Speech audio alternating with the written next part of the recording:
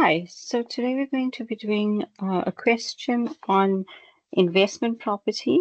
So this is a theory question that explains the transfer from investment property to inventory.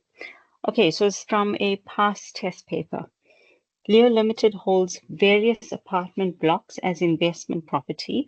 On 1st December 2021, the entity decided to sell one of its commercial properties, Zodiac Place. At 31st December 2021, the property had not yet been sold. So the intention to sell was on 1st December 2021, which means it was initially investment property and it's now being transferred to inventory. Investment property is a long-term asset, so it's a non-current asset, whereas inventory is a current asset. Okay, and then also with investment property, you carry it at fair value, right? So we would have recognized it at a fair value initially up until the date of change of intention, right? So the next paragraph says Zodiac Place has a fair value of 125 million Rand as reported in the financial statements date 31st December 2020. Okay, so it was valued at 125 million. The fair value on 1st December 2021, so that's the date of change of intention, it is 175 million. So it increased from the 125 to 175, which is 50 million, right? So we would have recognized that before we changed our intention, right? So this would have been a fair value gain. The directors had, however, decided to redevelop the Zodiac Place before selling it. Leo Limited measures all investment property using the fair value model.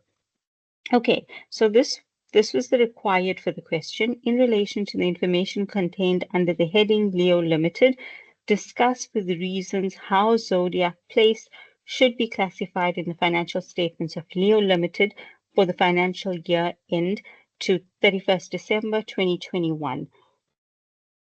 Include both the classification information and the relevant amounts. And this was for 10 marks.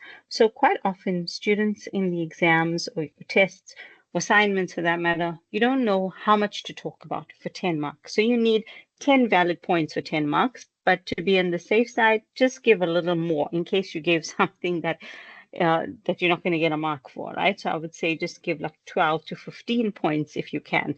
And when you're writing, always imagine the person that's going to see this doesn't know anything about the section. So you need to explain from the basics, as if when I'm marking, I don't know anything about investment property, and you explaining step by step. You may even say things that are already in the information that's given, right? Just to make it clear.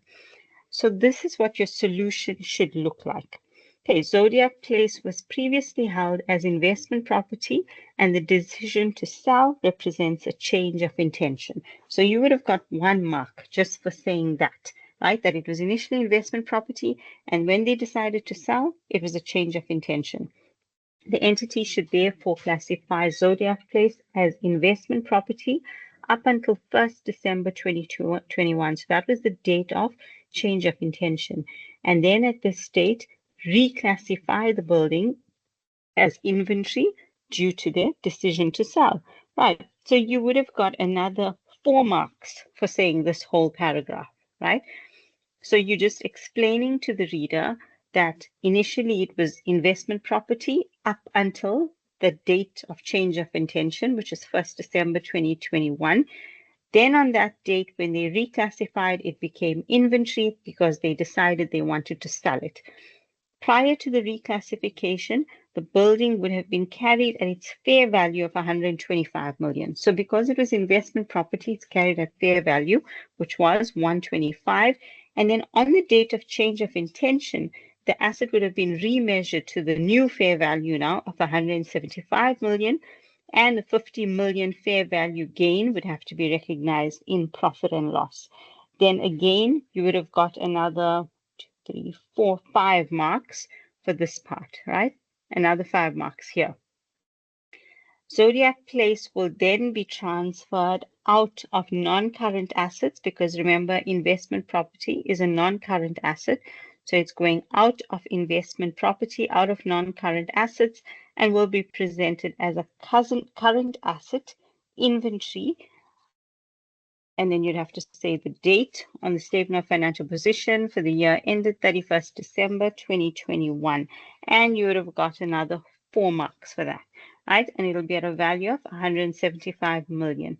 The 175 million now becomes the cost of the inventory that will be sold. Right. So there were 17 marks available and you needed to get 10 marks.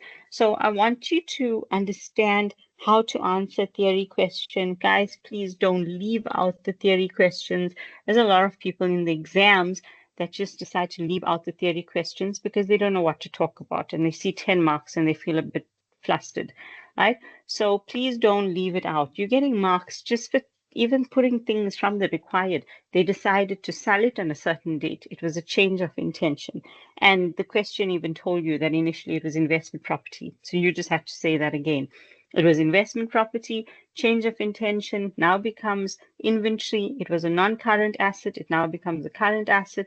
So you had quite a few marks for saying those things. Then you had to go into detail about the amount. At what value would it be? So it initially would have been 125.